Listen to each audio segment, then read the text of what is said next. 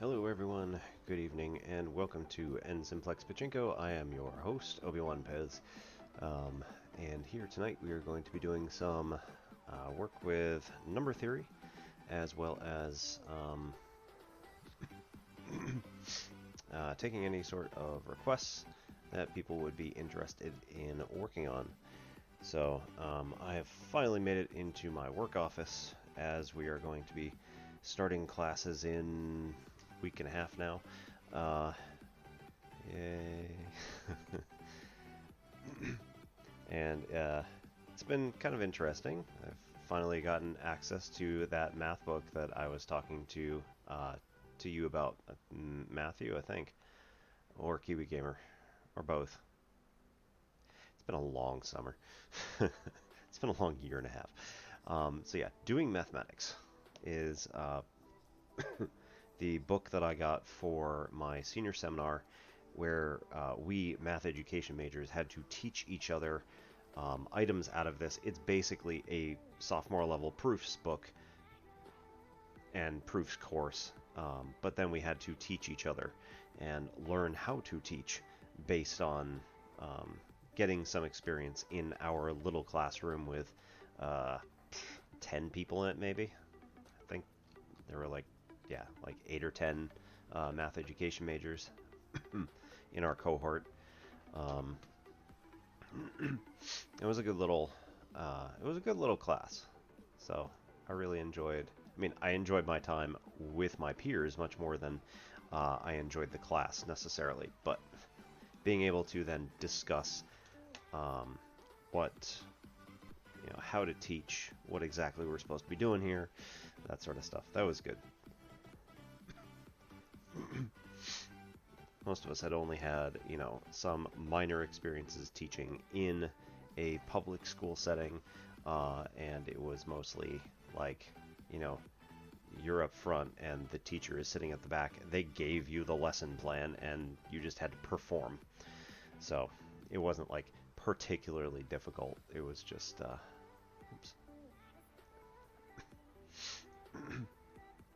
it was just something we were not necessarily 100% used to. Alright, so there was something else I was going to do.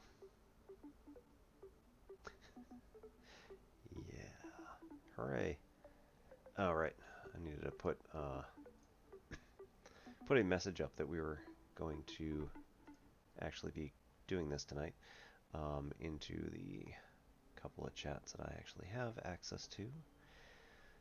Although, honestly, not too many people are going to be coming from those places. It's probably okay.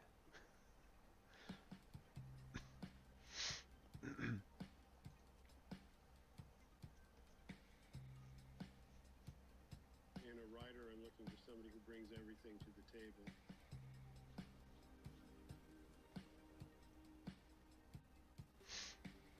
Who brings the heart, who brings their vision, and particularly who bring their brain to the table. So that they're aware of what they're doing and they're making conscious choices.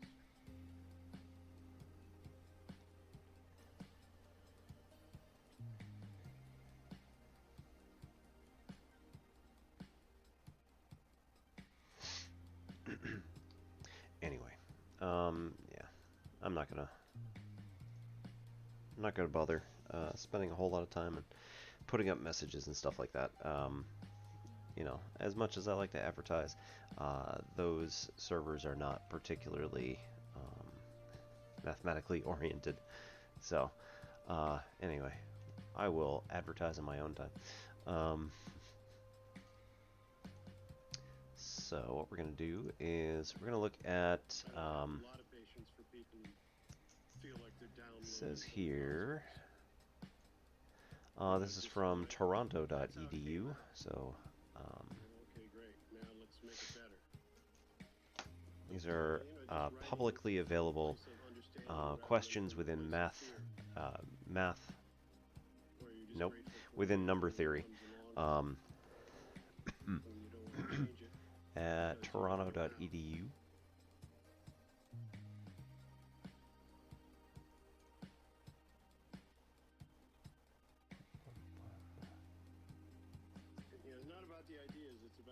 support the ideas.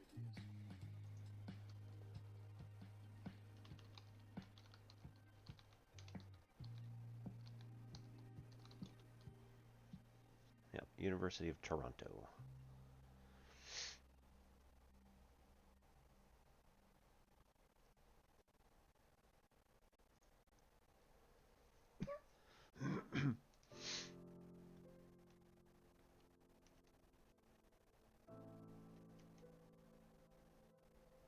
Oh, we already did that one.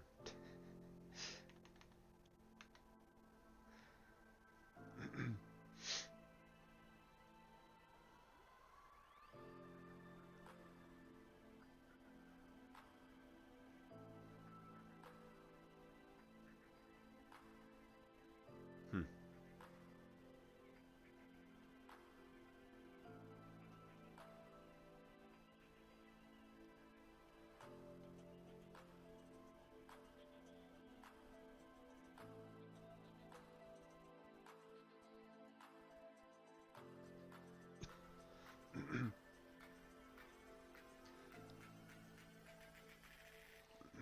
All right, so here's a nice little interesting one to think about.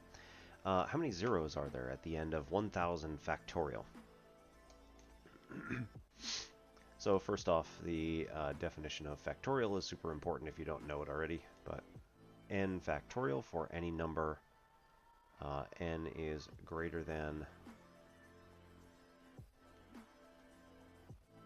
0,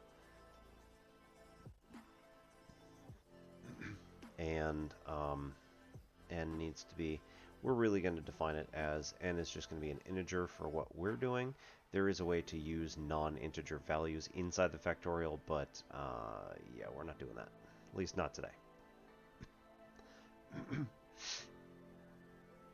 So here, if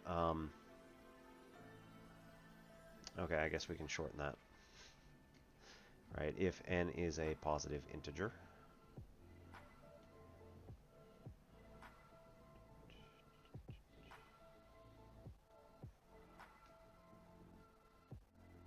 go like that. So if n is a strictly positive integer, then n factorial is going to be defined as n factorial is equal to n times n minus 1 times n minus 2 times dot dot dot all the way down to 2 times 1. So every whole number, every integer from 1 up to n is going to be multiplied together. Which means that when we have something ridiculous like 1000 factorial, and we want to know, well, if we have something ridiculous like 1000 factorial, this is every single number from 1 to 1000, all integers, multiplied together. Now that is an incredibly large number. 100 factorial, I think, generally speaking, crashes most of my calculators. So 1000 factorial is well beyond the realm of what we're going to be able to calculate using a calculator. However, the good news is that how many zeros are there at the end of this number is actually calculable from a fairly easy perspective. So if anybody doesn't see, or if anybody sees how, right, how many zeros are there going to be? Well, that's really equivalent to asking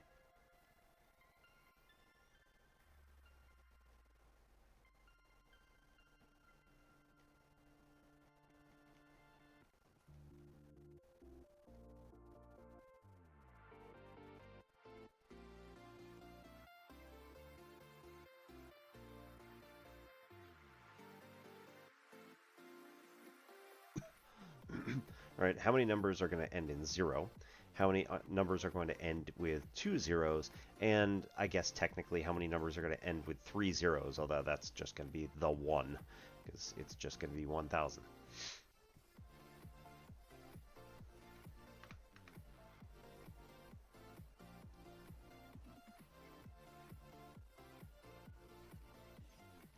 All right, so 3 zeros, we know it's just going to be 1.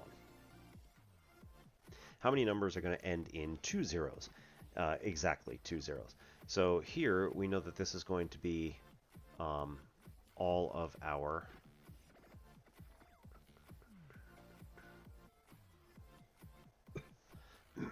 this is going to be all of our even hundreds. So we have 100, 200, 300, 400, 500, and look at that, we're still just counting the same number as there are those things. So we're going to go from 1 to 900, which means that there are going to be 9 numbers that have 2 zeros. All right, now how many numbers are just going to end in 0? Well, that's every multiple of 10. So 10, 20, 30, 40, 50, and again, we're just counting how many 10s there are. So we can essentially, right, divide that span of numbers from 1 all the way up to 1000, divide that by 10. Well, it's going to be 100 numbers, but we're going to subtract off we're going to subtract off 1000 because that's already counted. And then we're also going to subtract off all of the hundreds because those are already counted. So we've got 10 here. We found that if we divide this by 10, that's 100. So we're going to subtract off. There are 90 numbers that only end in 1 0. 9 numbers that end in only 2 zeros. And only 1 number that ends in 3 zeros. So there are 100 total numbers, which again sort of makes sense, that have zeros at the end.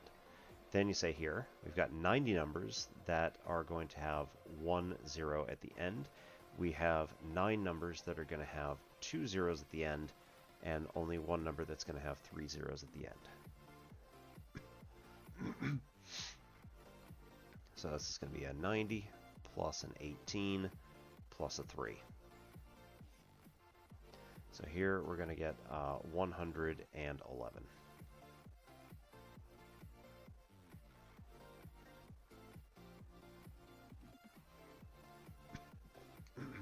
And if anybody finds any mistakes on these, please correct me.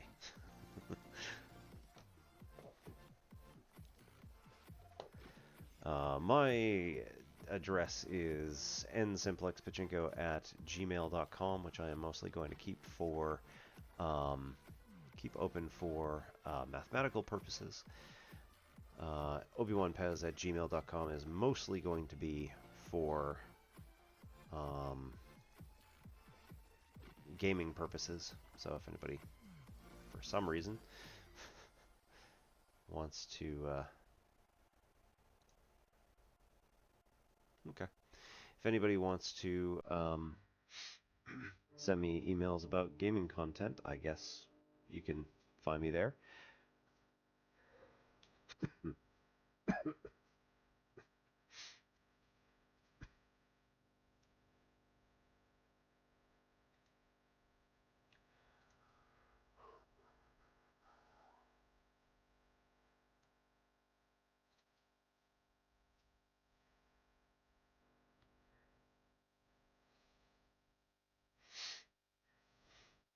All right.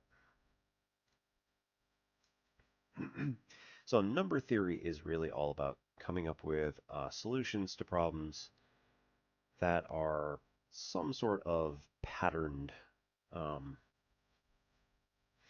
have some sort of pattern to it. And you don't necessarily have to know anything about the patterns.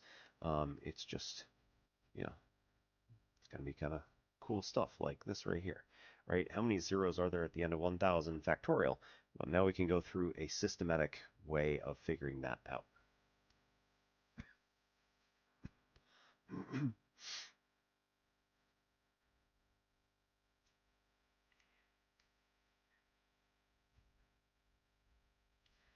All right. So coming up with systematized algorithms in order to figure things out, generally speaking, is going to be how we do number theory in general. All right.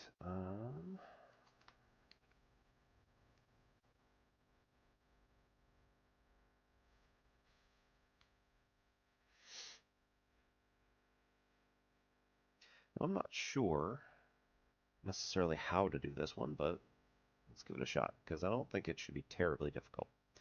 Show that if p is greater than 3 is prime,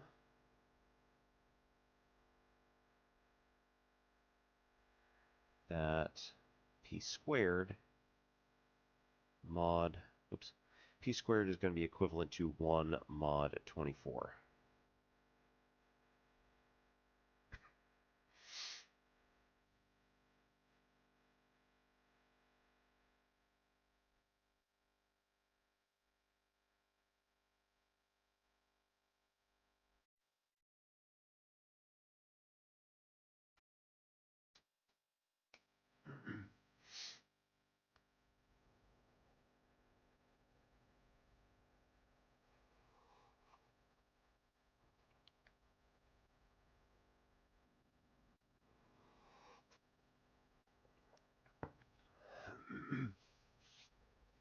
Alright, so like I said, I'm not 100% sure how to do this one, but I want to say I have done it before.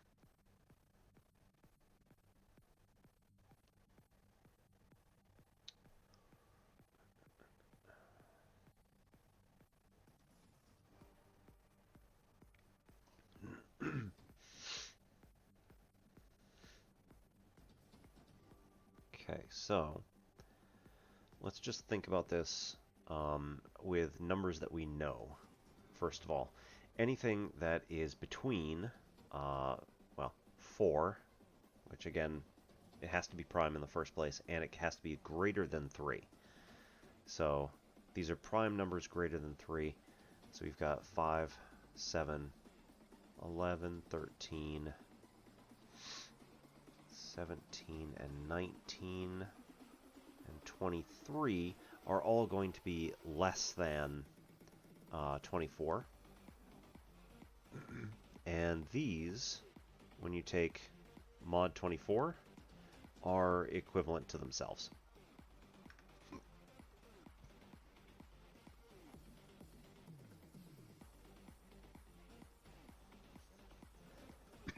Because what you're doing again is you're dividing by 24, and then you're taking the remainder.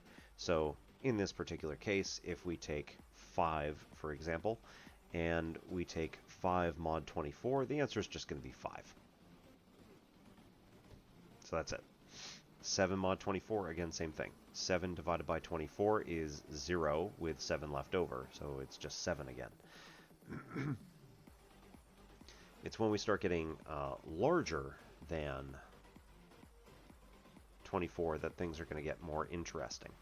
So things like 25, 26, 27, 28, 29. 29 mod 24 is going to end up being 5. 31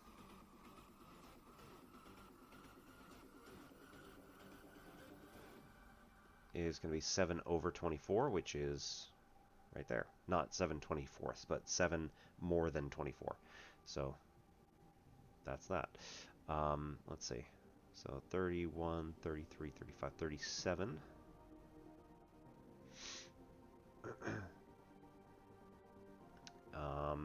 Divided by 24 is 1 remainder 13. So that gives us a 13 that we had from before. 39, not 39, 41. Alright, so again, that's going to be 1 remainder 17. So yeah, going to get 17 back.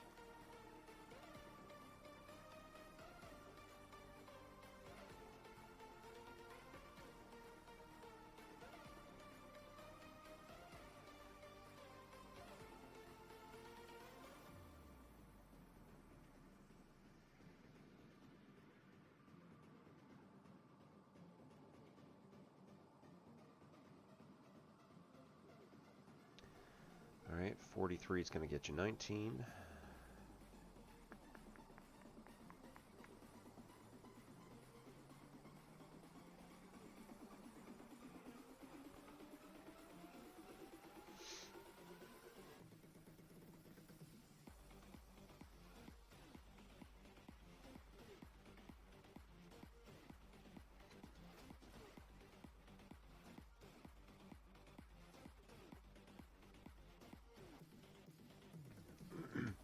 trying to think how they're doing this. I want to say I've seen this before. 45, 47.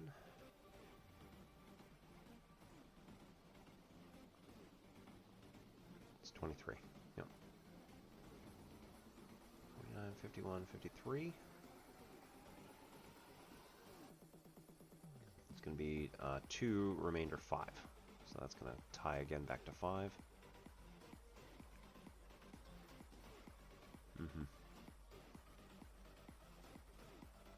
So at the very least, it appears that all of our new prime numbers after 24 are going to fall into one of these bins and become just the same original primes below 24 that we get when we take mod 24. It's going to be equivalent to the previous set. So actually,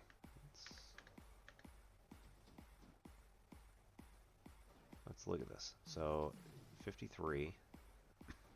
Alright, it's not 55. 57, 59. 59.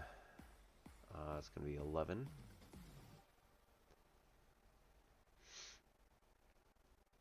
61 is going to be 13. So it's not like, it's not every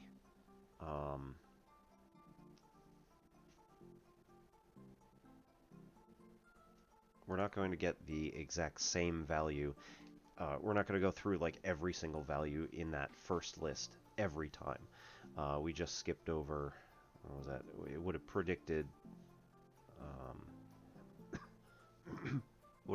that 55 would have been a prime. So clearly that doesn't work. But 53, 59, 61 all work. They come out to 5, 11, and 13 when you take mod 24. Alright, so then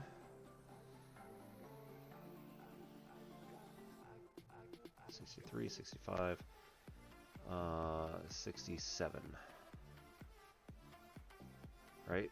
So 67, we're going to get twice with, that's 48, 19 left over.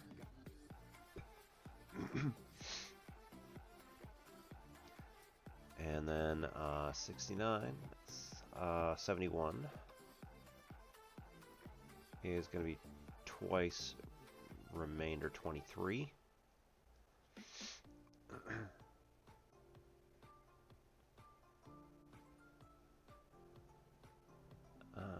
Interesting.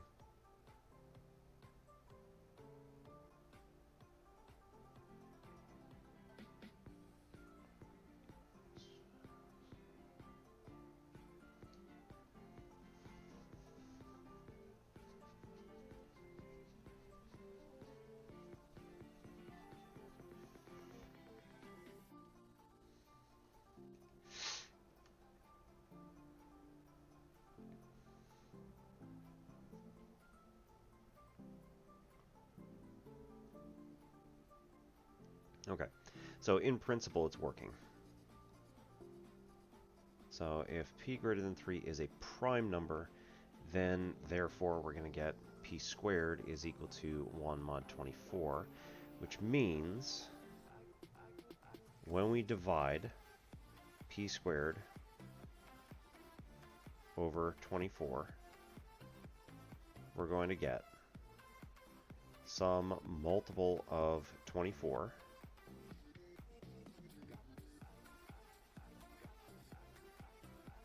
So 24 times n, right, whatever this is going to be, plus remainder is going to be 1.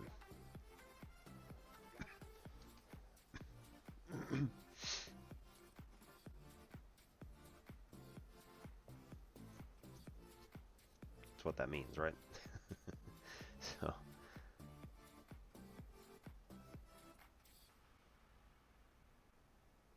right, when we divide p squared by 24, we're going to get, not 24n, this is just going to be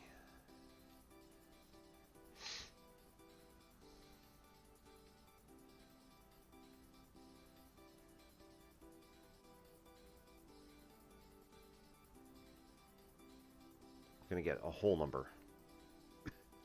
Hang on. Now I'm confusing myself. All right.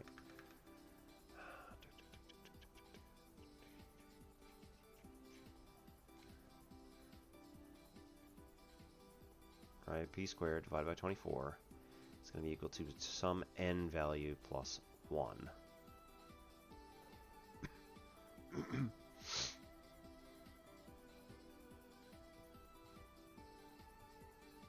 Ah, 1 that hasn't been divided by 24 yet. So that's 1 over 24. Okay. Whew. All right.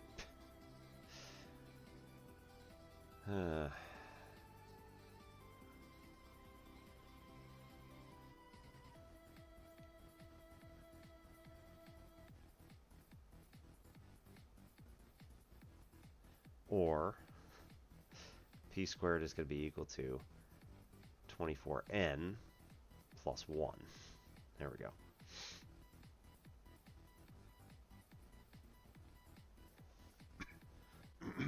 So 24n is telling us that it is some multiple of 24, but then it adds 1. And we get, that is what p squared is, no matter what it is. So this is allegedly what we're going to get. So then we'd have to show that p squared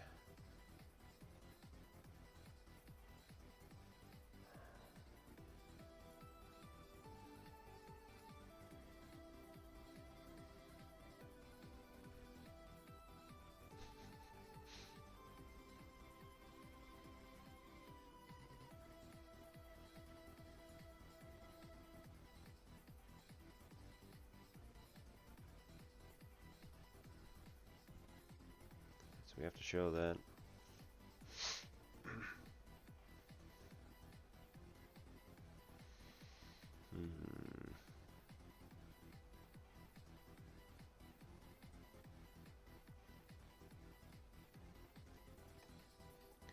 there are a few ways to go about this. We could do a direct proof, which is we assume that p is prime and therefore find that p squared is going to be equivalent to 1 mod 24. That's going to be a bit challenging, but it could work. Then we could do contrapositive, which is proving proving this backwards and negated. So p squared is going to be literally anything else mod 24 is going to show us that p is not prime.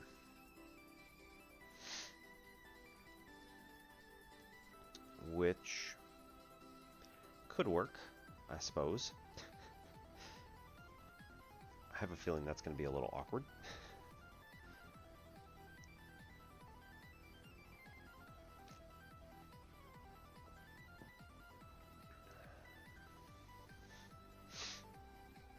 And I mean, p can be arbitrarily large, so that's going to be a bit of a challenge.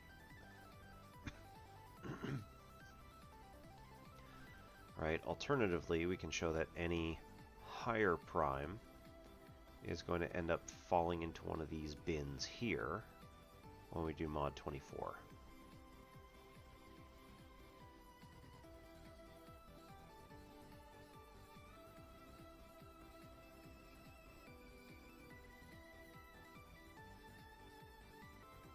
It's been such a long time since I've seen something like this. Well, now you all know what it looks like for somebody to struggle through it, who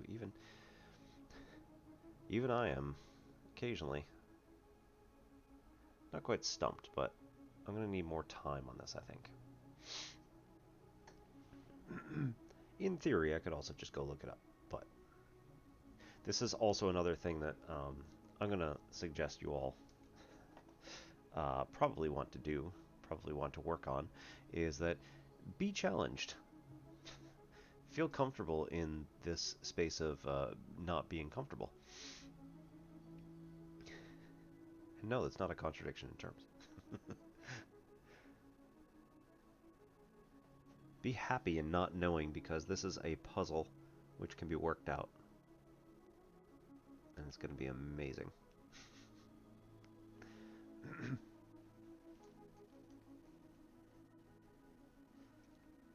Alright, so let's come back to it.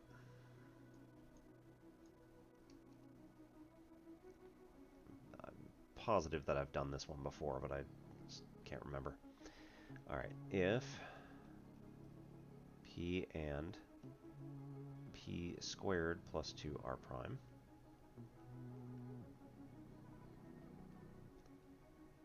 then p cubed plus 2 is also prime.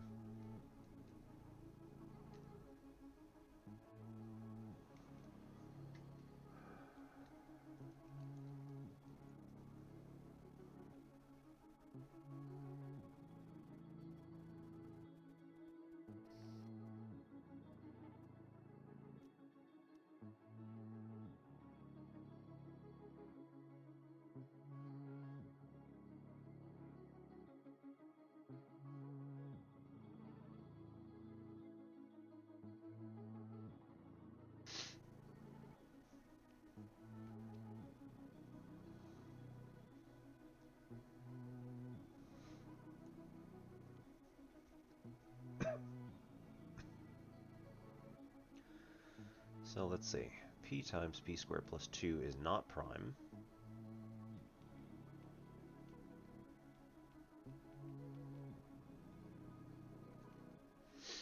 Which is p cubed plus 2p.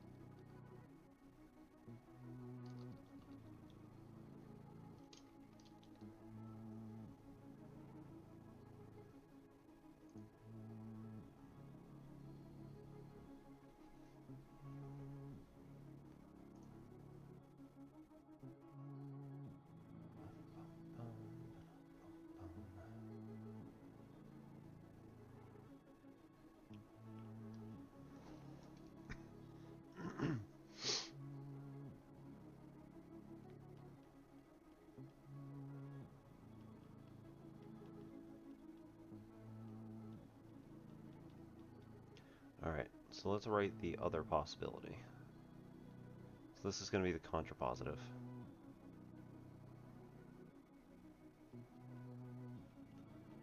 And the contrapositive is, again, the reverse negation of the original statement, and it is logically true as long as the original statement was true. They are logically equivalent statements. So if p cubed plus 2 is not prime or composite, then p or p squared plus 2 is also composite.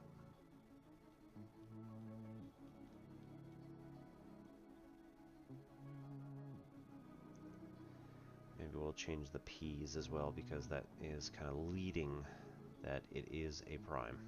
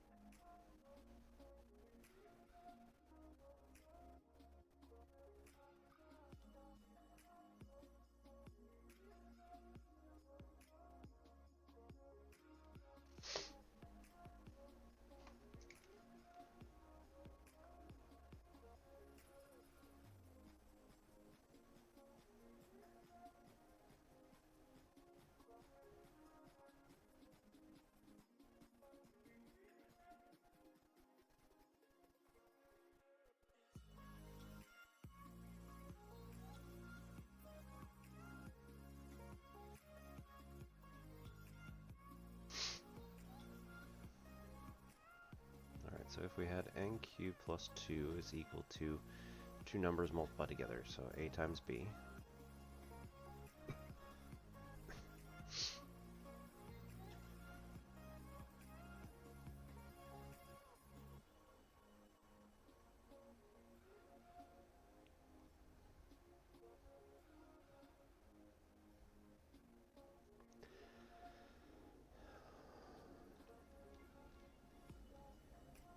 So we're going to assume that n cubed plus 2 is some factors a times b.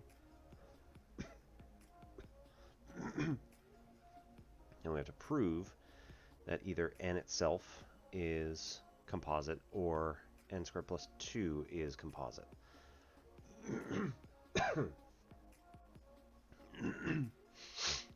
So taking the first case is easy. So if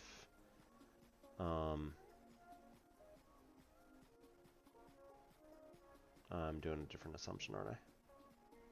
Curses.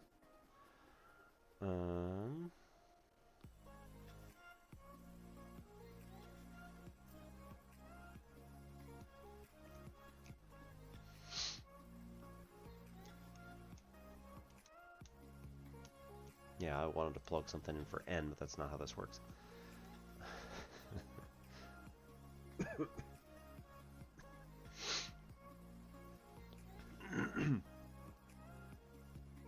So either this could just be n cubed is a times b minus 2, and then you take the cube root, who knows. Or, I wonder if you have to do some sort of factorization here. Plus 2 minus ab equals 0.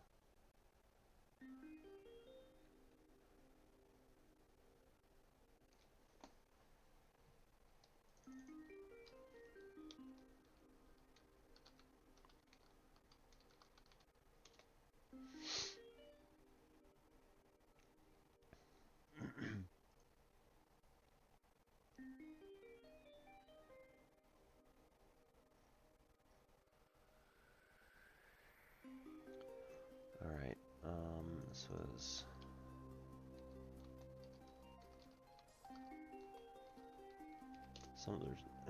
sums or difference of cubes.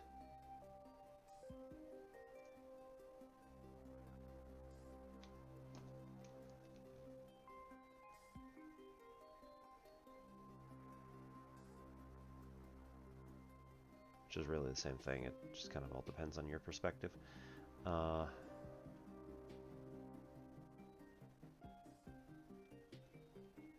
Sum of cubes, if this is n cubed plus, this is just 2 minus ab is a cube.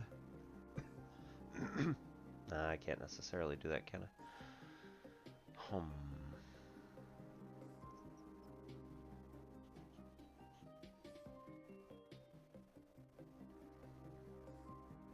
It's kind of wishful thinking. Okay,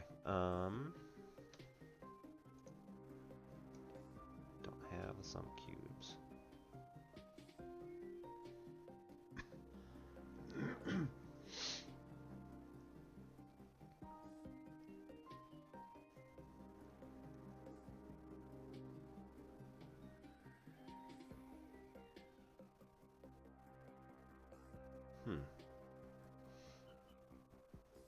What would happen if we did synthetic division?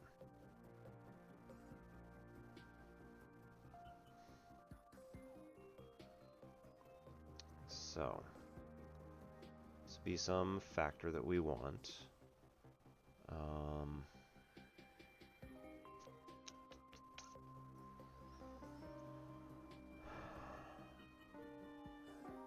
I hesitate to use anything that I know. Any individual letters that I like using a lot. So R. We have 1 n cubed. No n squareds, no n's, and a 2 minus ab at the end, which needs to yield us a 0.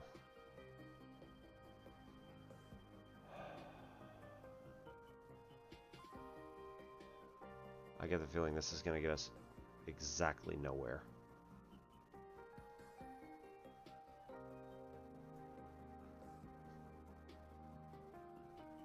So in doing this, this would be r, added would be r, multiplied would be r squared, this would be r squared, and this would end up being r cubed. Yep, okay.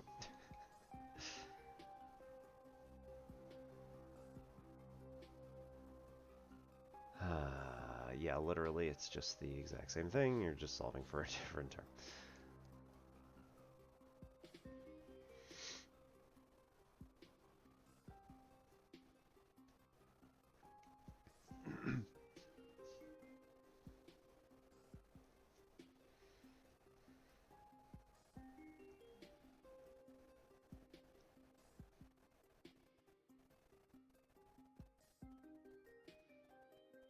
Working with primes just kind of generally is a bit of a challenge.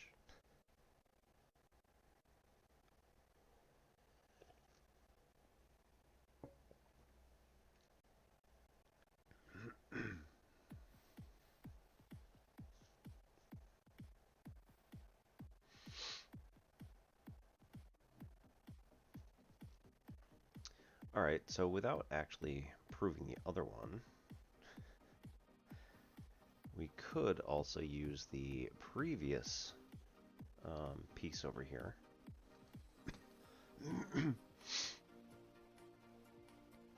Say that if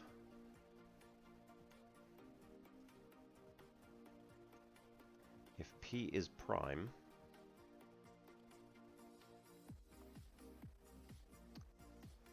then okay, we already have a mod 24 that we can use for P squared. And then therefore we could also do this here.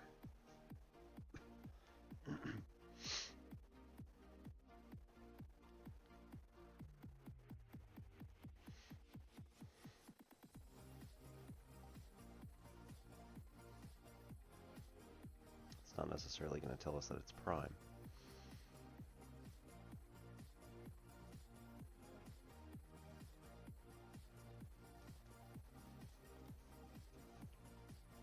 Alright, so let's play.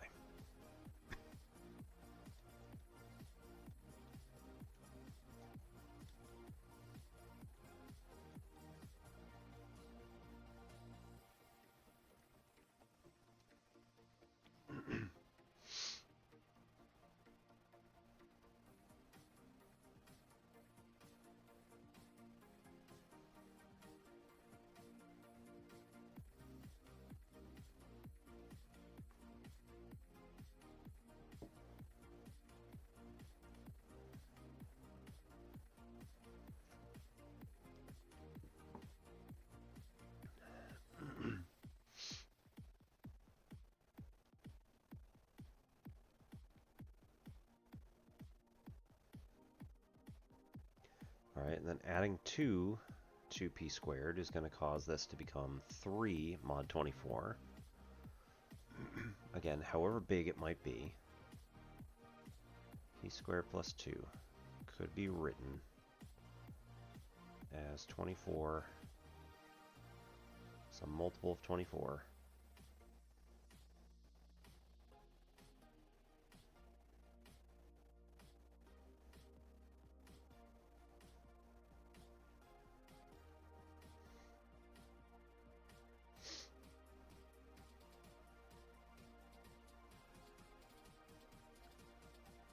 Plus 3. It's going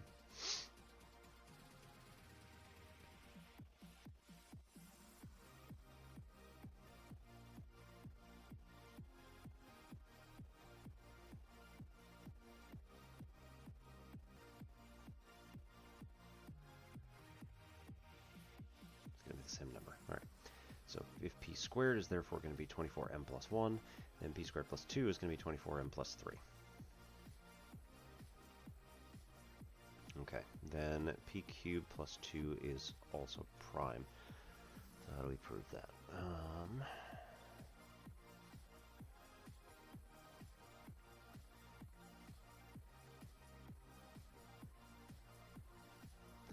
Guess one way to do it is to square this thing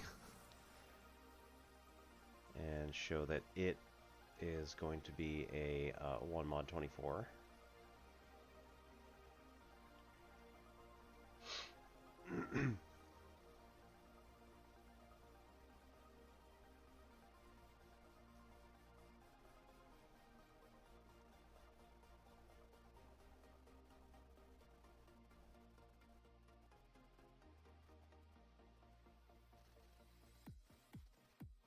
This might be getting a little far afield, but whatever.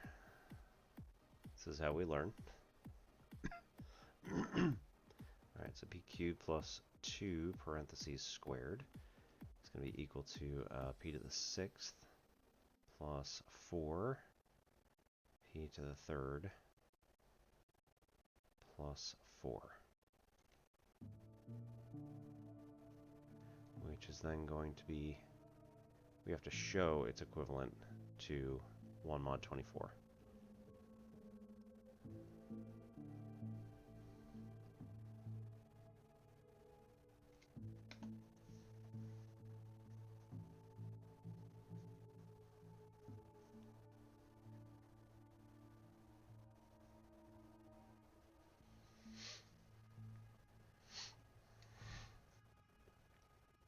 Just out of curiosity.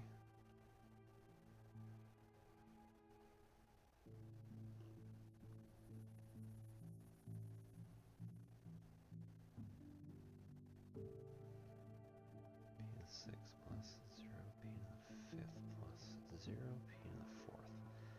It's 4p third, 0, p squared plus 0p plus 4.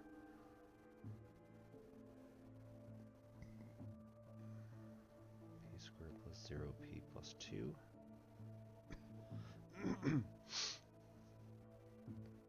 This is going to be p to the 4th. It's going to take out p to the 6th plus 2p to the 4th. It's going to be negative 2p to the 4th plus 4p cubed plus 0p squared. It's going to be a negative 2p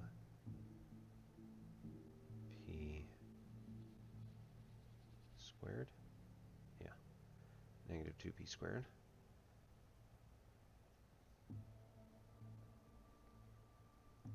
It's going to be negative 2p to the 4th,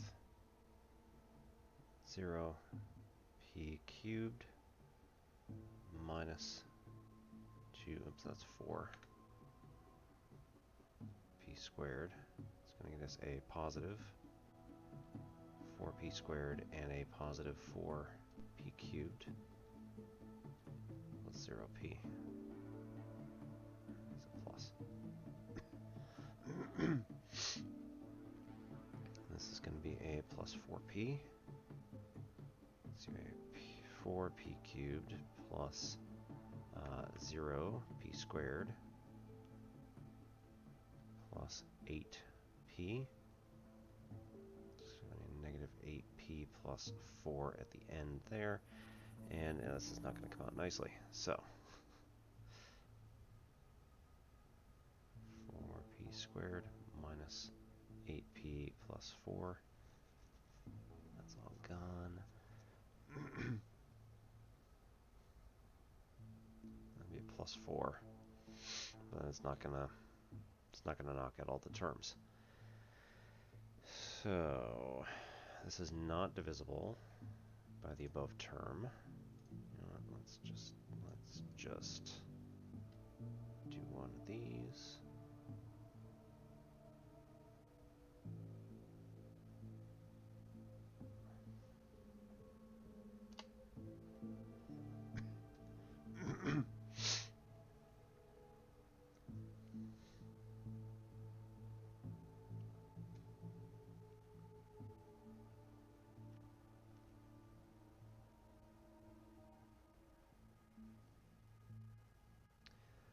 So let's take out as many as we can.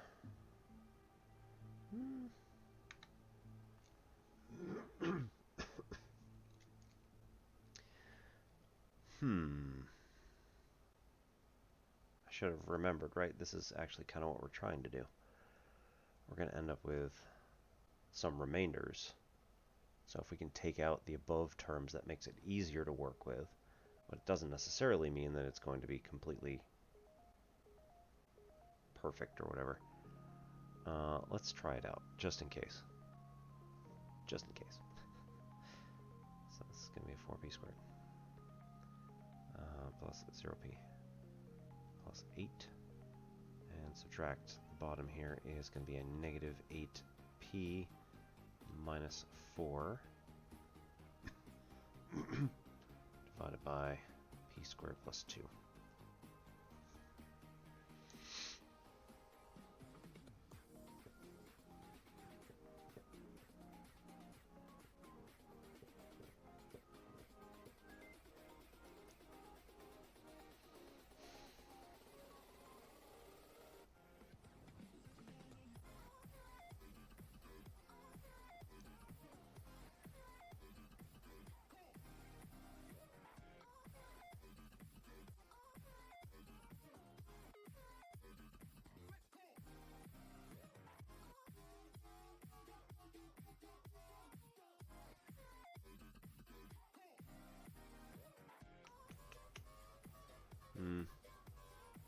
No, I don't think so. Alright, well, it was worth a shot anyway. So.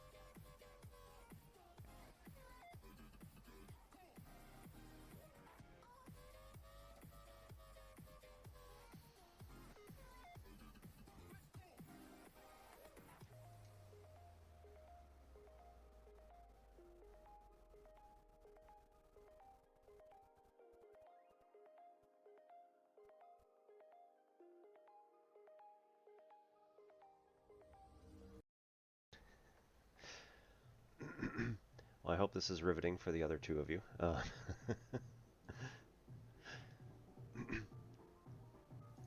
If not, terribly sorry. Let me know what you want to see.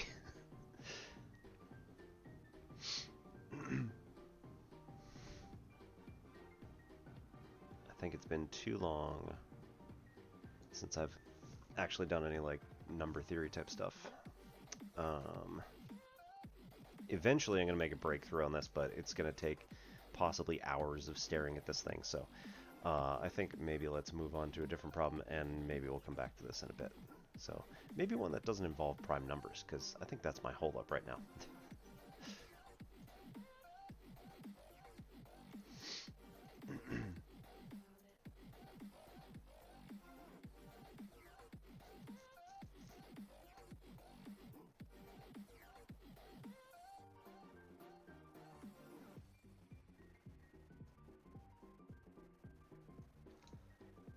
Try something new here.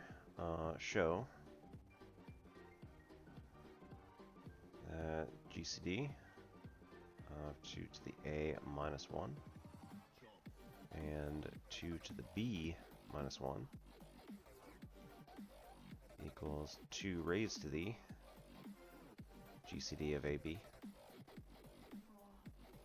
minus 1 for all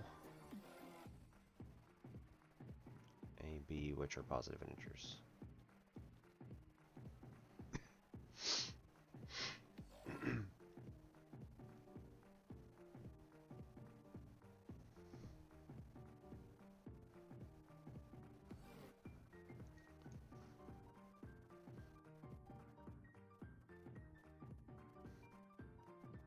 Alright, so GCD is greatest common divisor.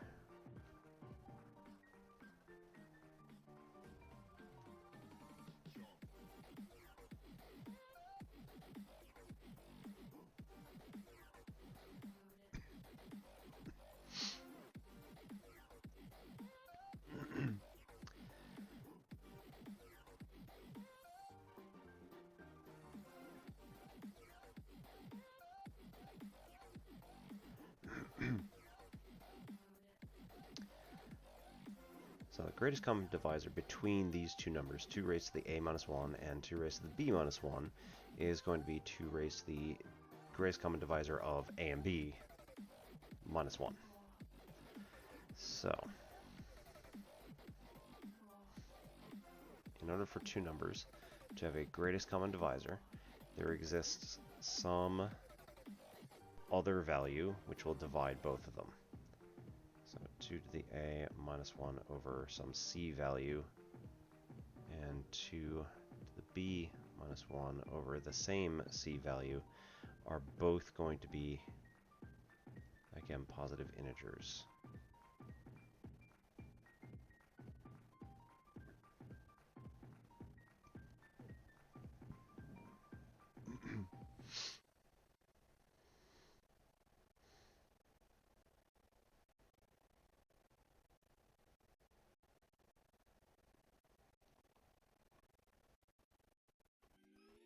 Generally, how I'm going to write this is 2 to the a minus 1 over c is going to be some m value.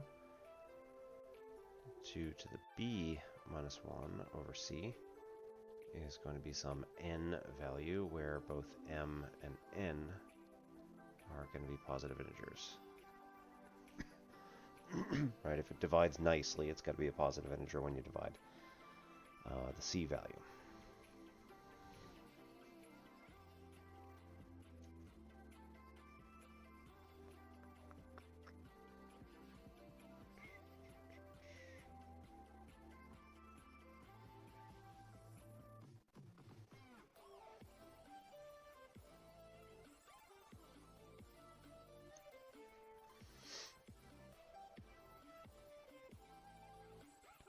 What are we doing here?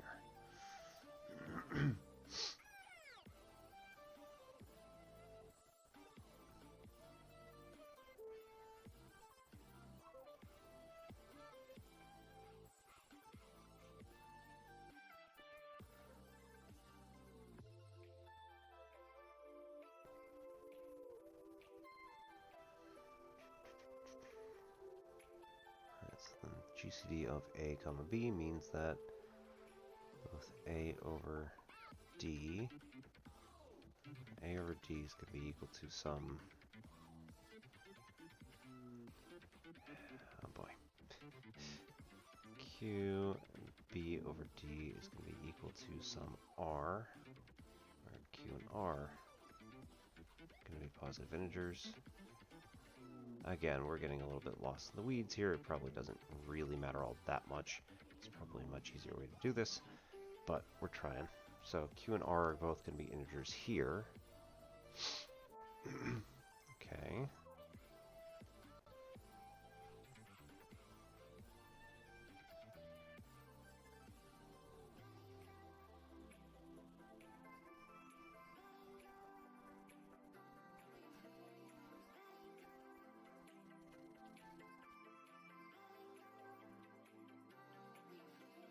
Okay. So let's let a equal dq and b equal dr. And let's come down here and do the same. No idea if this is going to help, but again, play around with stuff, see if it works. 2 raised to the dq minus 1 is going to be equal to MC, CM. And 2 raised to the dr minus 1 is going to be CN.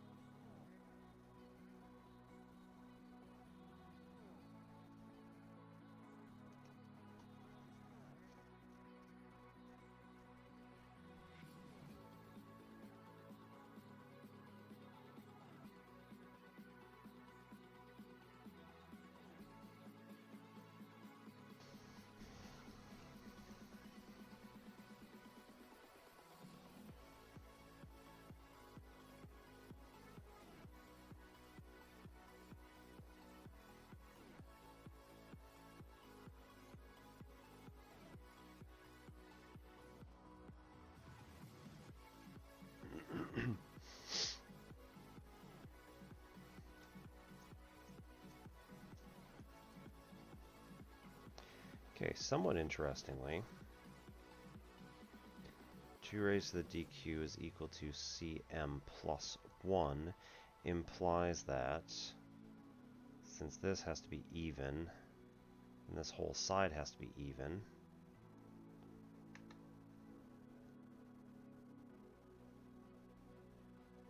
which means that cm must be odd.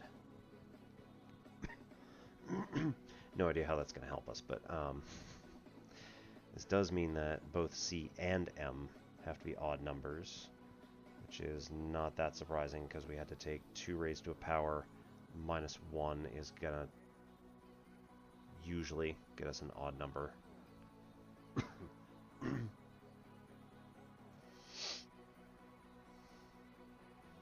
Right, A can't be 0, so we're good. Okay.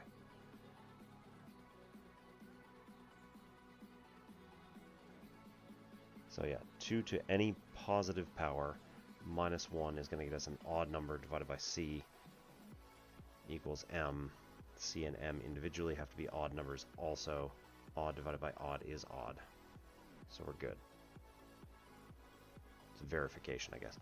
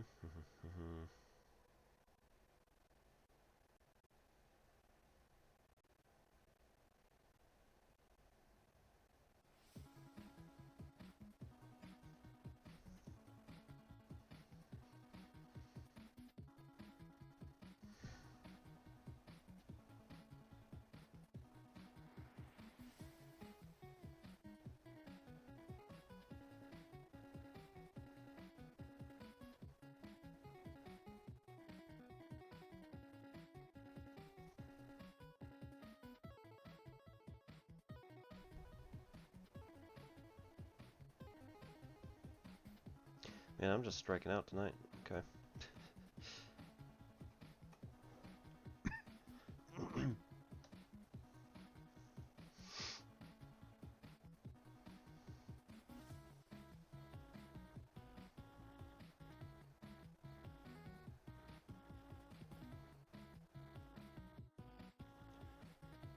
Alright.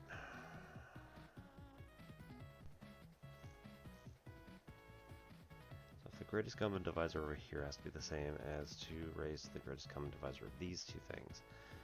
We already said the greatest common divisor over here is going to be d. So 2 to the d minus 1 is going to be equal to, here, greatest common divisor between these two is going to be equal to c. That's what we said it's just going to be.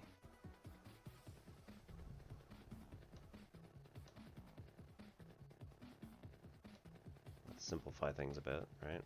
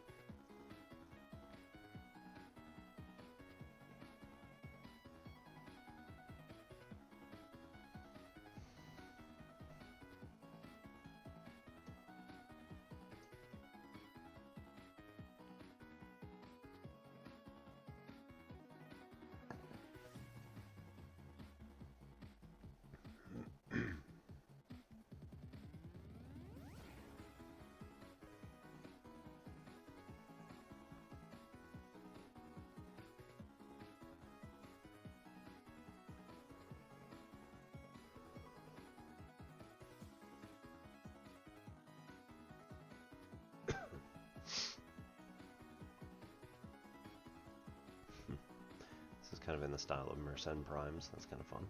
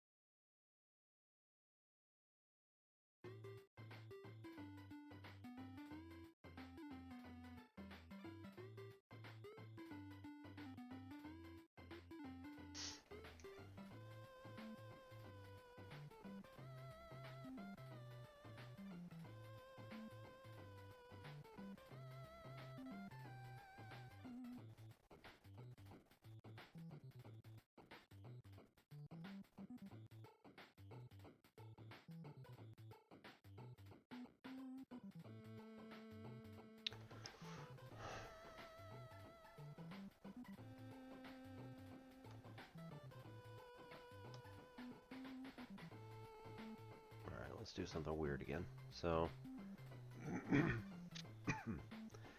know that c is going to be equal to either, doesn't matter which one we use, 2 to the a minus 1 over m, or 2 to the b minus 1 over n, so whichever one we feel like. This is already 2 to the d minus 1.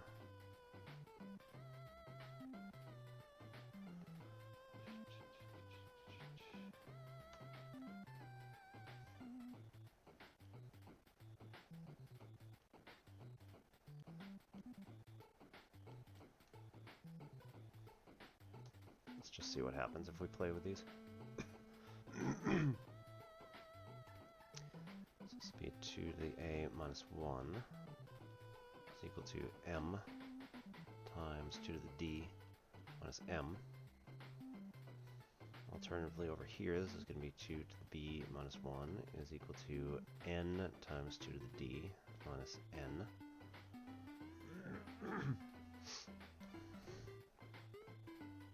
Combine like terms as you can. And you can't really.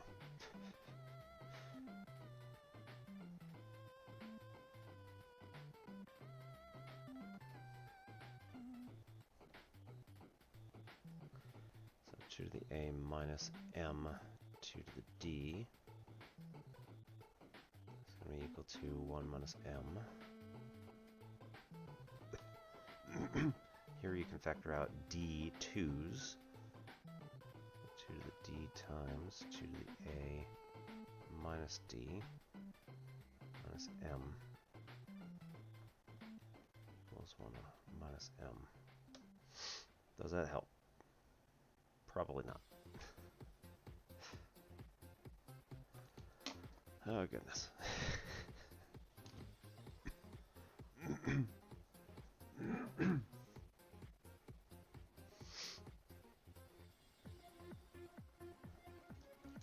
Alright, reverse. Back one step. Combine m's.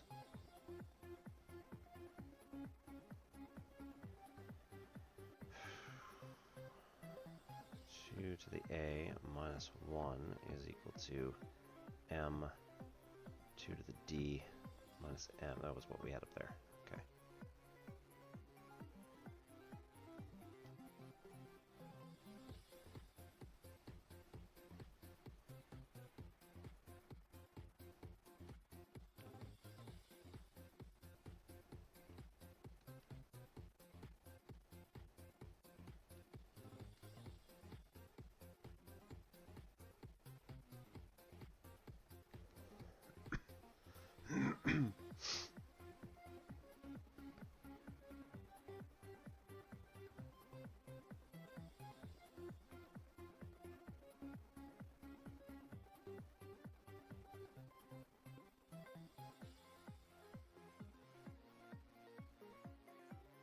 Okay, so that's the same over there.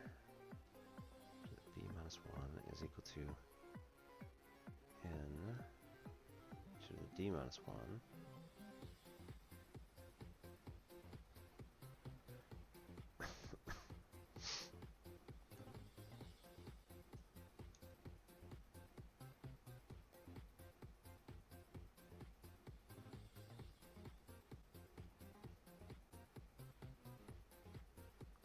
We're using some of the conclusion, right? So we can't actually...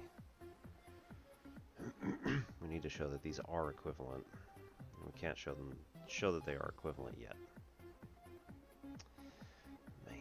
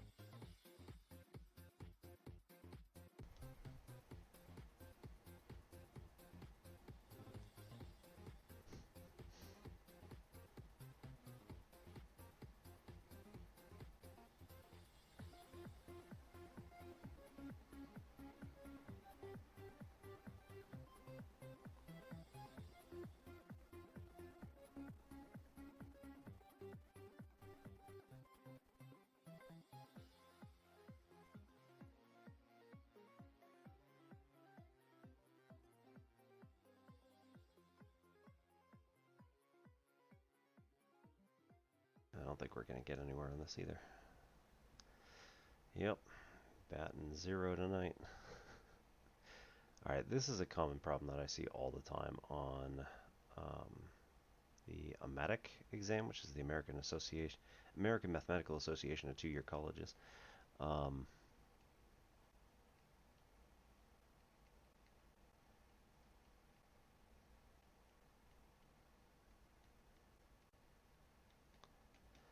Find all solutions for x and n being positive integers for x raised to the n plus 1 minus, parentheses, x plus 1 raised to the n equals 2001.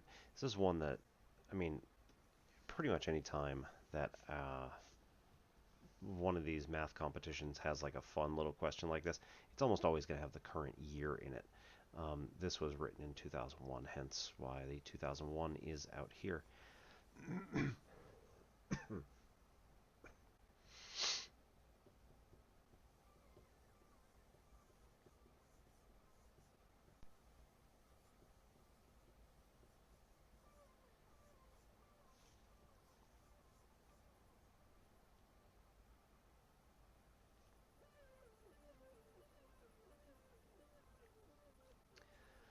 Yeah, so the admission time for this, I don't really know how to solve this one either. Um,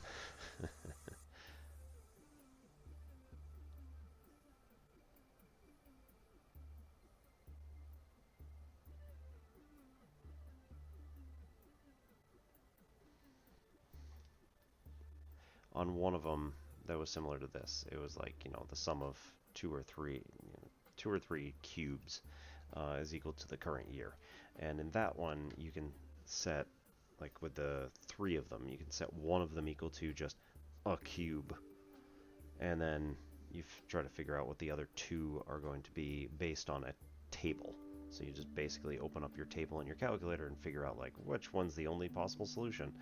I didn't find those particularly interesting, I guess, because we had like 15 minutes to do 6 questions on these exams, so wasn't particularly nice.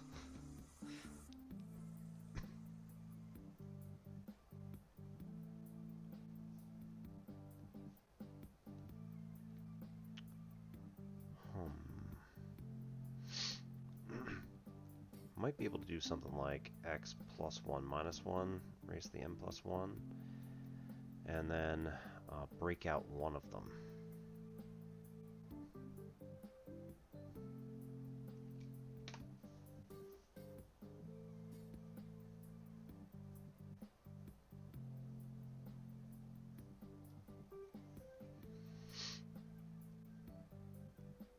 Or like basically do the sum of cubes, or in this case difference of cubes, although you don't have cubes. You've got this craziness. So this is going to be related to the Pascal triangle that I have gone on about over and over and over again. Is this failing me? No, it's working fine. Okay, cool.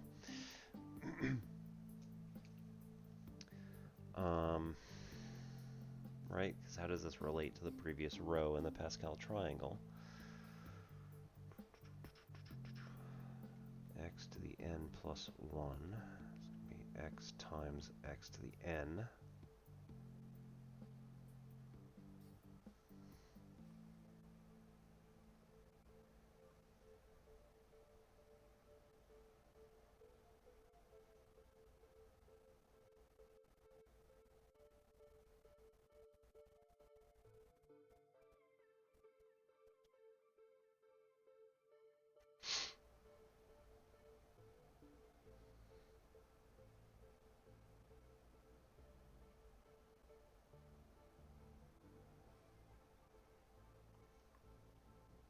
I think we gotta split something out like this so that you're able to get x plus 1 to the n times a bunch of other stuff. Then the question is how.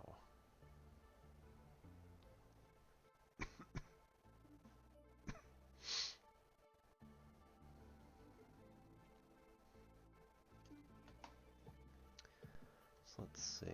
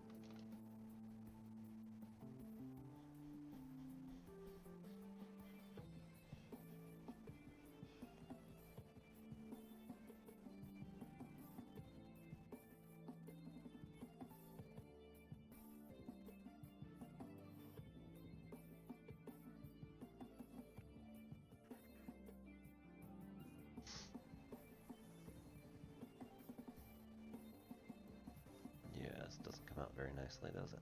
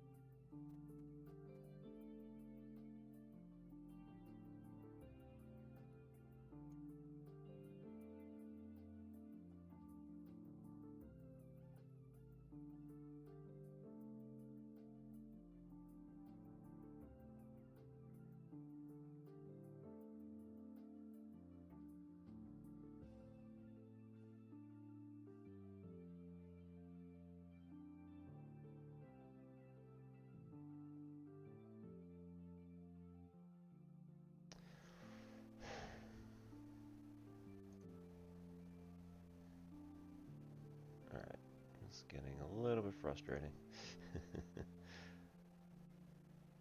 It's alright.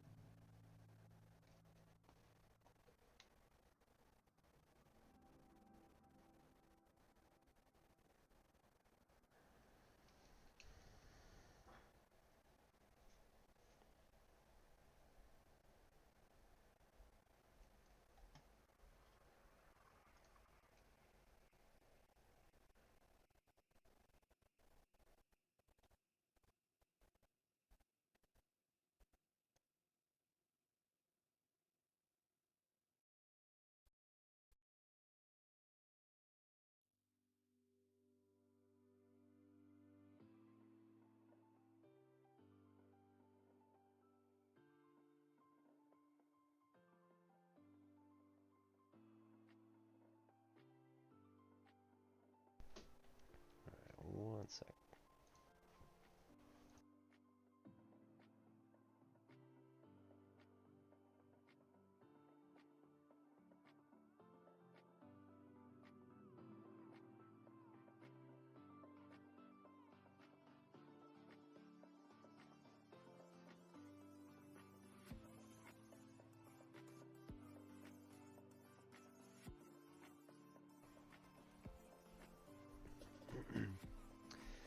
Alright, well,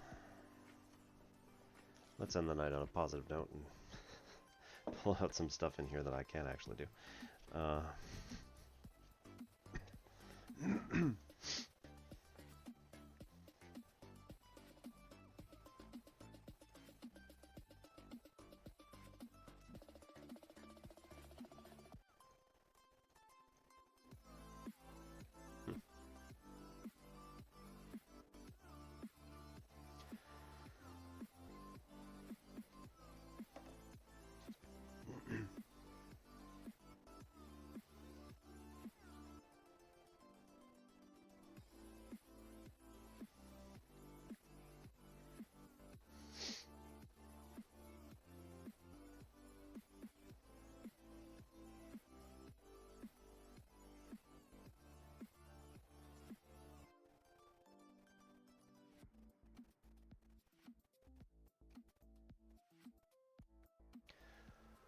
Alright, so why not? Let's just throw this out here.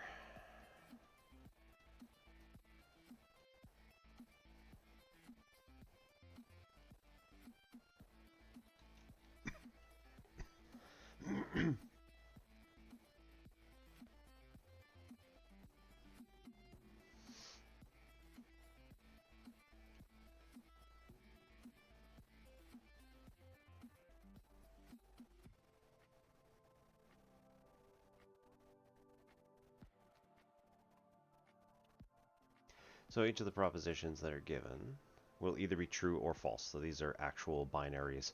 There's no other way to make these fit. So in mathematics, all propositions must be binary.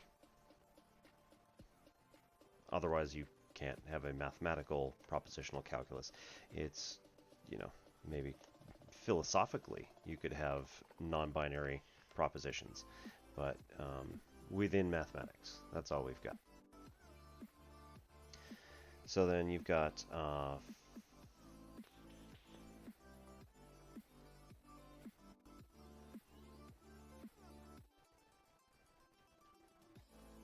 5 logical connectives. We're going to do the conjunction, which is, and typically we use P and Q to start by default.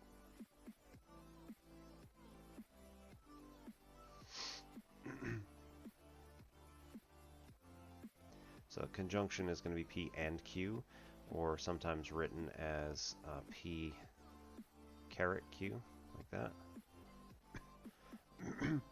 We have the disjunction, which is P or Q. It's going to be written P or Q like this. It looks kind of like a V. It is not a V, right? It's just an upside down caret. Have negation, which for any one of these is just going to be not P, and usually written as this little bar thing here, a little hook at the end. So not P or tilde P for not P. Take your pick.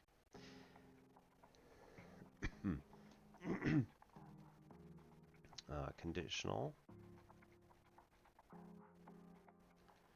which is if P then Q,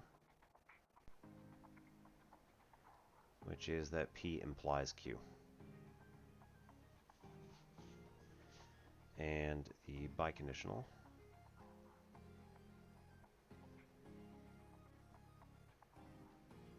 which is P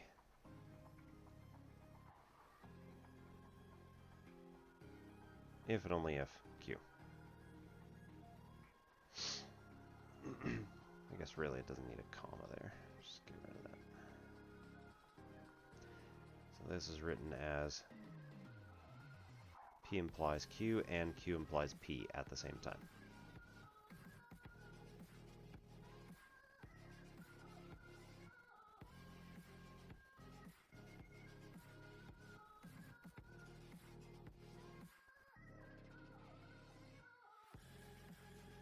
So, notationally speaking, this is all that we're going to have for the basic propositional calculus right at the beginning.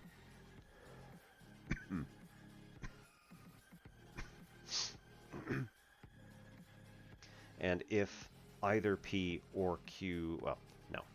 If P can be true or false, and Q can also be true or false, then what we've got is a possible 4 different outcomes. So here we've got like P here, Q here. This should look familiar to you bio students.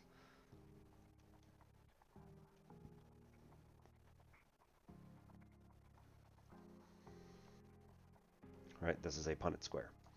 So what you can do is either create a Punnett square or a table to help you figure out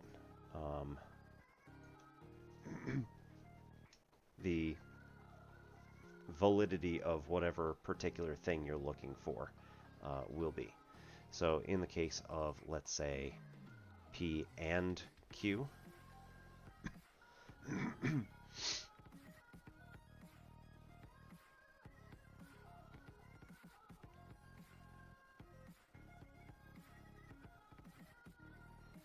what we're looking for is when are P and Q going to be true.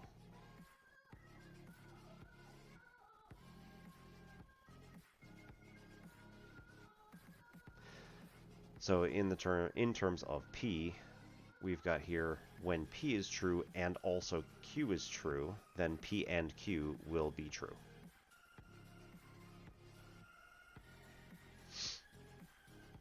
So we could do something like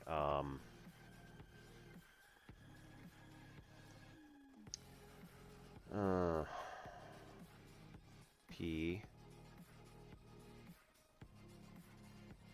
it snows, and Q,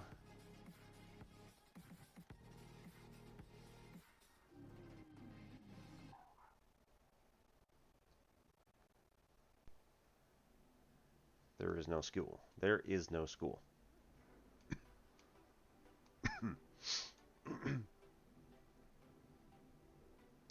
So in this particular case, if we use something like this, this is going to be a little weird, so sorry. In this particular case, what we've said is if P is true, then it snows. And if Q is true, then there is no school. And here, P and Q, it snows and there is no school, is true. All right, in the case of P being false, so it does not snow. So we look at essentially the negation of the statement that it is here. All right, so it snows is false. But Q is true, therefore there is no school. We want to know about the conjunction of these two statements. It snows and there is no school. Well, we just said that it snows is a false statement, so this whole thing is a false statement. Right? You cannot have a conjunction of two things when one of them is false. Doesn't work. All right, same with P being true but Q being false. It snows and there is no school. Well, if there is no school is false, then essentially we're saying that there is school. So the whole statement is going to be false.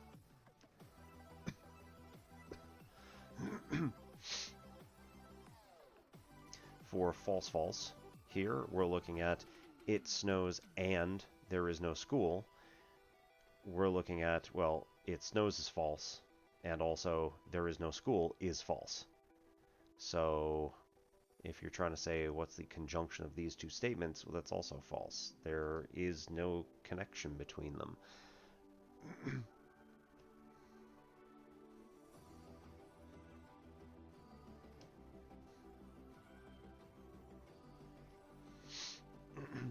All right, and also this can be done on a truth table. So if we're looking at P and Q like this, and then we want P and Q here, we're going to do all of the possible options that could exist. So if P is true, Q could be true or false. And if P is false, then Q could be true or false. And those give us all the possible options. Again, looking at the logical conjunction between these two statements. When they are both true, then it snows and there is no school is also going to be true. When one of them is false, either one, doesn't really matter, then we're going to end up with false statements. And again, if you have both being false statements, then their conjunction is also false.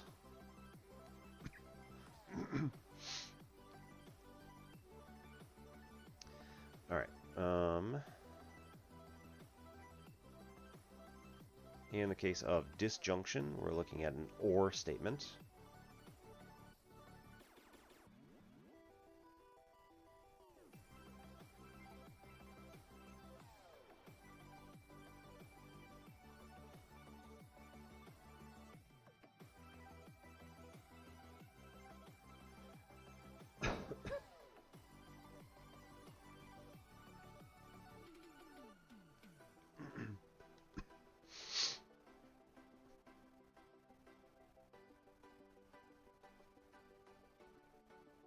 All right, so again here, we're looking at both are true. It snows or there is no school. If both of them are true, then the disjunction between them is also going to be true. Because either it is snowing or there is no school. If either one of them is true, then the whole statement is going to be true, because one of these things is true, or rather, at least one of these things is true. So that kind of gives away what we need to do here, right? If Q is true and P is false, then this allows us to have a true statement here. Again, at least one of them is true. Let's go like this.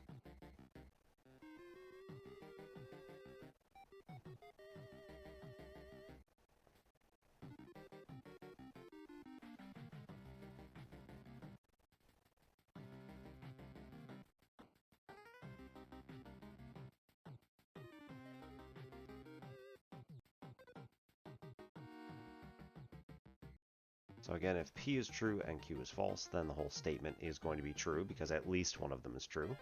And if they are both false, then again, at least one of them is true will be a false statement. Really, that's how you should look at this. Go back to this stuff over here. In green, if we want the conjunction, we want when both are true. So then we go over here, and when are both true? Well, that's only when individually they are both true. If any of them are false, then it's always false. The conjunction will be false. On the other hand, the disjunction will be true if any of them are true. So P is true, we got this whole column here, and Q is true, we got this whole row here. If any of them are true, then the statement itself, P or Q is true. The only case where we have falsehood in this particular case is when both P and Q are false. Okay. Negation by itself doesn't really do a whole lot. But as far as truth tables are concerned, as far as like Punnett squares, really you have to have a negation as part of something else. So if we wanted like not P or Q,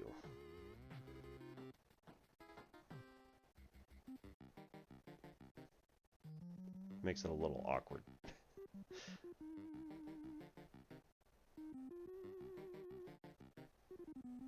Anyway.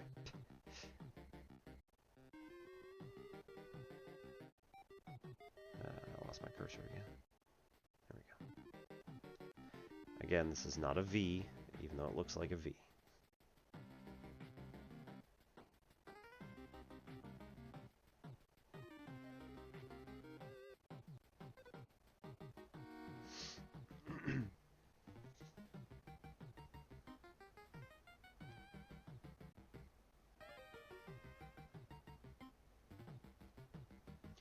So like if we did not P and Q, then this would get us a slightly different table. Let's do the table form. So we'd want the, oh, sorry, that's or. It's fine. Not P or Q. Then we would look at P, and then we would want to look at not P as a separate entity. Then we want to look at Q. Then we want to look at not P or Q. So if P and Q go through the same setup as we had up here, so true, true, false, false for P, where Q has true, false, then not P is just the exact opposite of P. So when P is true, not P is false. And when P is false, not P is true.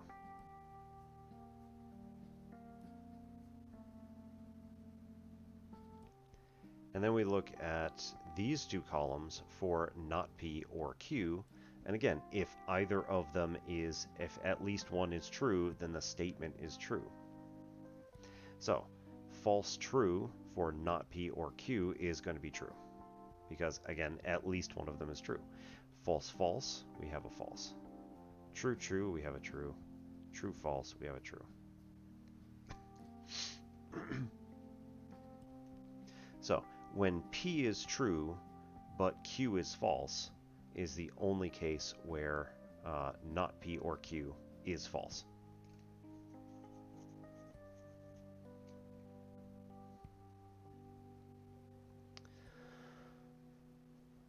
Conditional's a little weird, but it does follow the same rules, and you can use the same sort of you can use the same logic, right? If P then Q. This actually works pretty well with the writing out the statements. So P, it snows. Q, there is no school.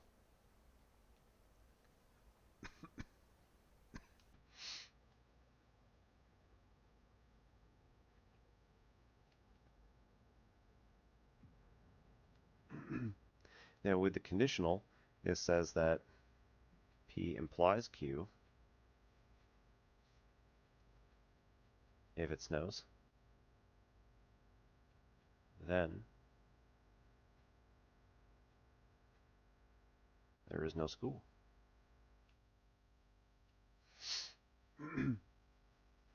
Being from New Hampshire, we always use this one. Okay, so if we're going to go P, Q, P implies Q as our table headers, then we want to go through the same stuff yet again. So P, true, true, false, false. For Q, true, false, true, false. Get all possible combinations of P and Q on the board.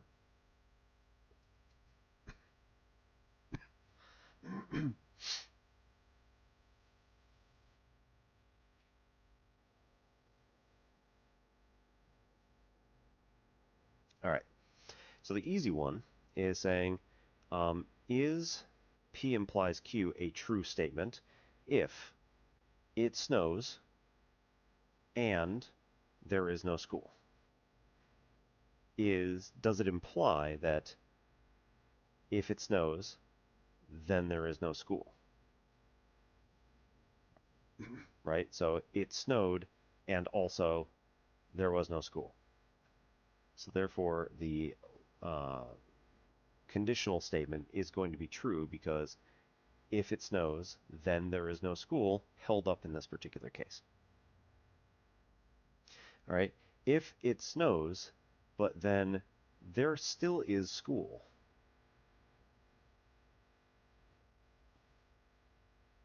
because again, there is no school is a false statement in this particular case.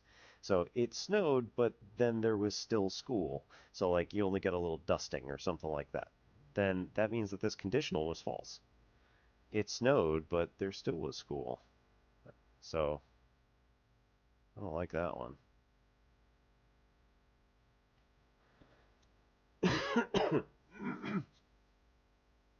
All right, then how about the other two? If it snows, then there is no school. How does that hold up if it doesn't snow?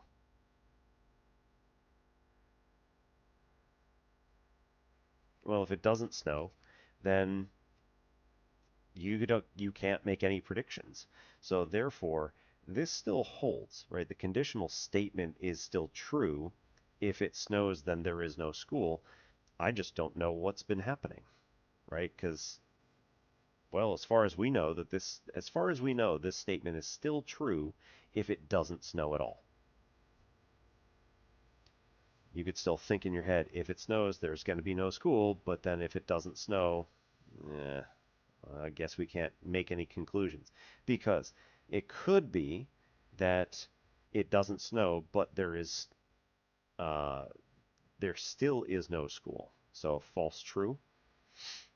It doesn't snow, but there is no school because, let's say, a pipe burst, right? It got cold enough that the pipe froze and then water's all over the school. Well, we got to shut down the school. Or false, false. It doesn't snow, but there is school. So normal day, right? Then this conditional will still be true under any false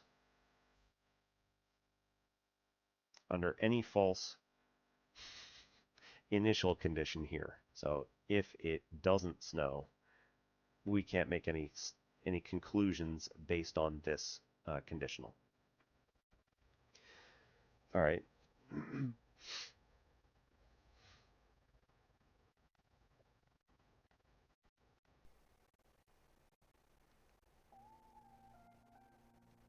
How about the biconditional? This one's a bit harder to work with, but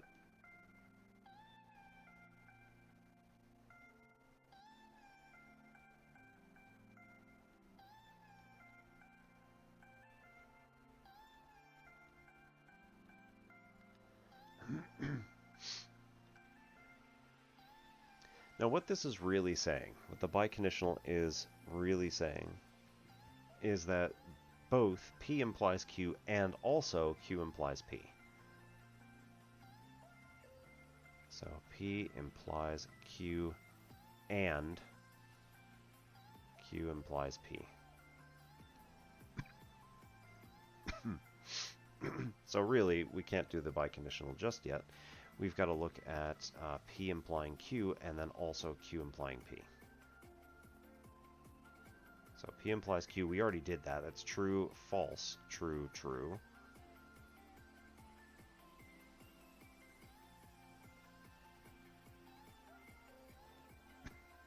What about Q implies P? Well, it says that here, true Q implies true P is going to be true. False Q implies true P. False Q being the,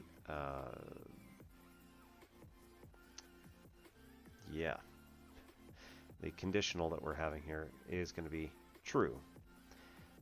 True Q implies false P is going to be false.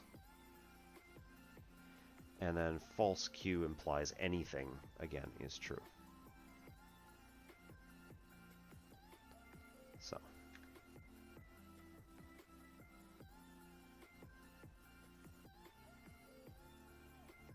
What about P implies, or P is a biconditional with Q.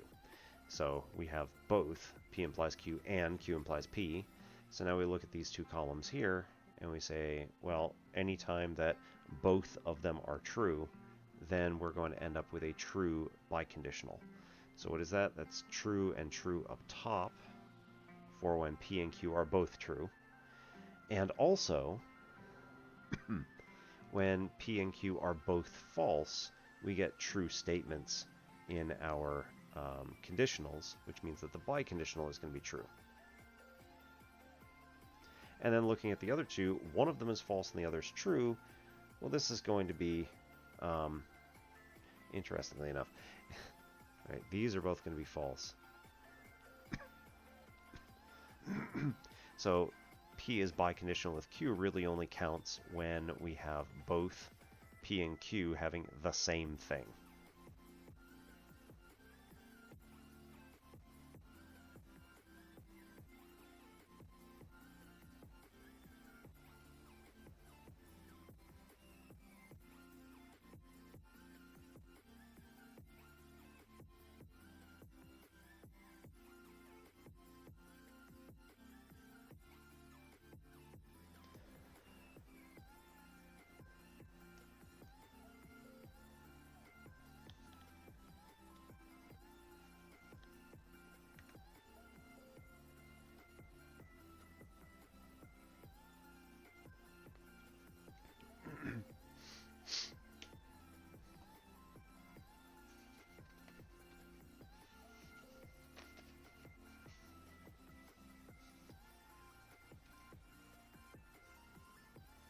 Alright, so we can come up with all sorts of crazy, like,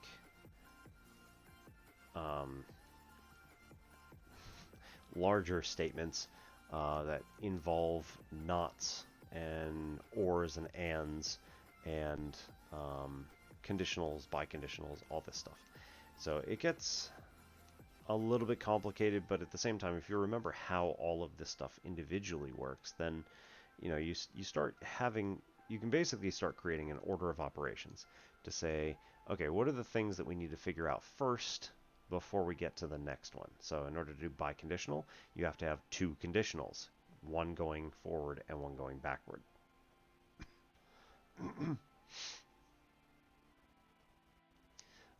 In order to do something like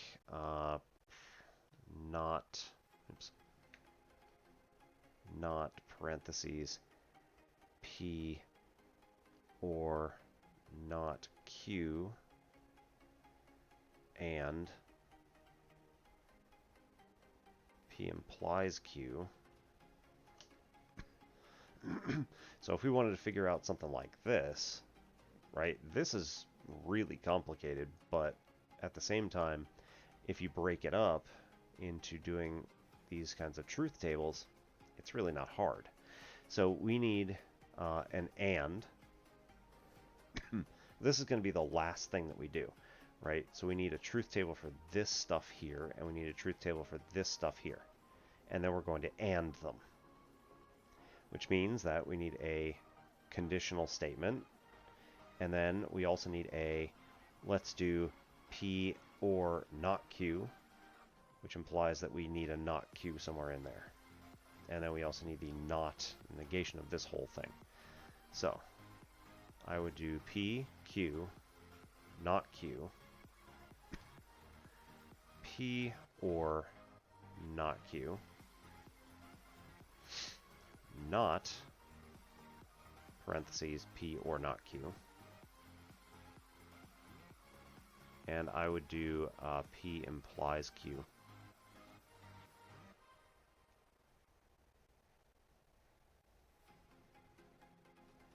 And then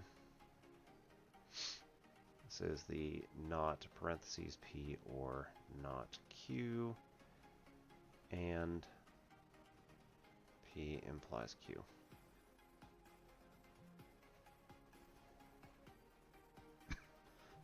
Right, I just made this up on the fly. It's not particularly difficult. You just got to break everything down into its constituent parts, and then this is going to be the hard part, is just filling out the table. So if we go true, true, false, false, again, every combination of P and Q. That's all we need. So Q can either be true or false when P is true. Q can either be true or false when P is false. So not Q is just negating the truthiness of the previous column. So this is going to be false, true, false, true.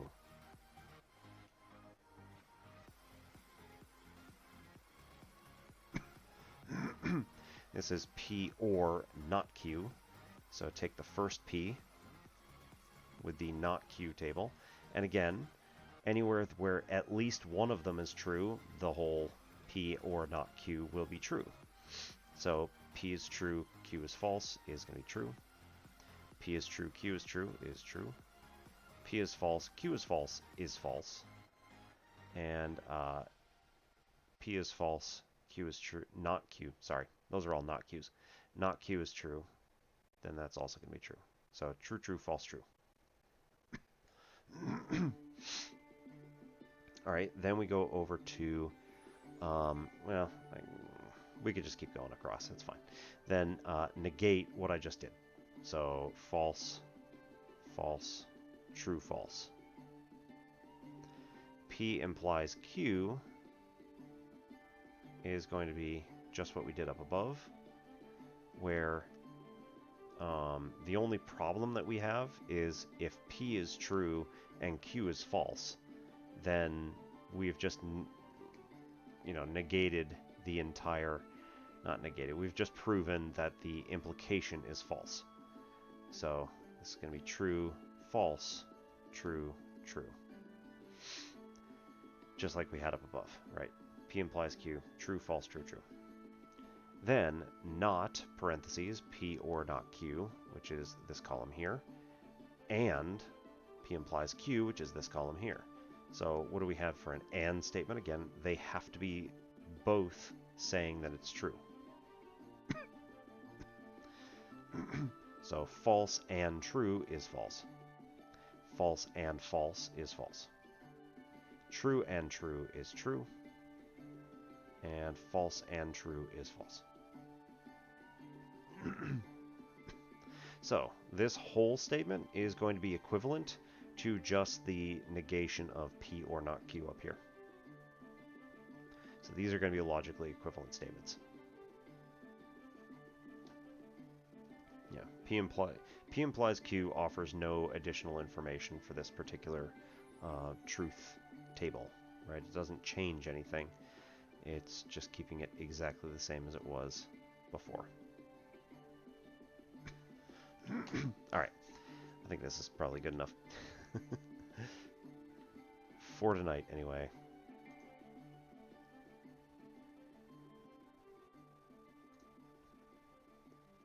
So I want to thank everybody for coming in for tonight.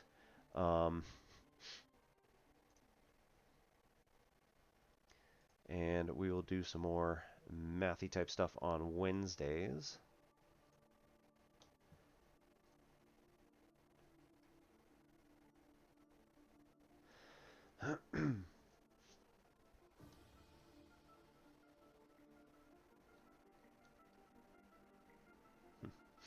Anyway, we are going to raid over tonight to...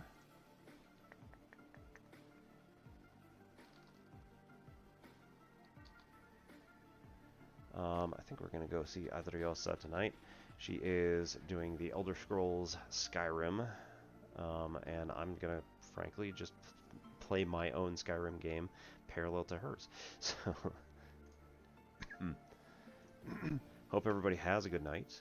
I will see you hopefully on Friday. We'll see how this goes. My parents are going to be in town, so, like, I'll probably get to do some gaming, but... hey, Afterrock, thank you for coming. Sorry if you didn't see much of the stream.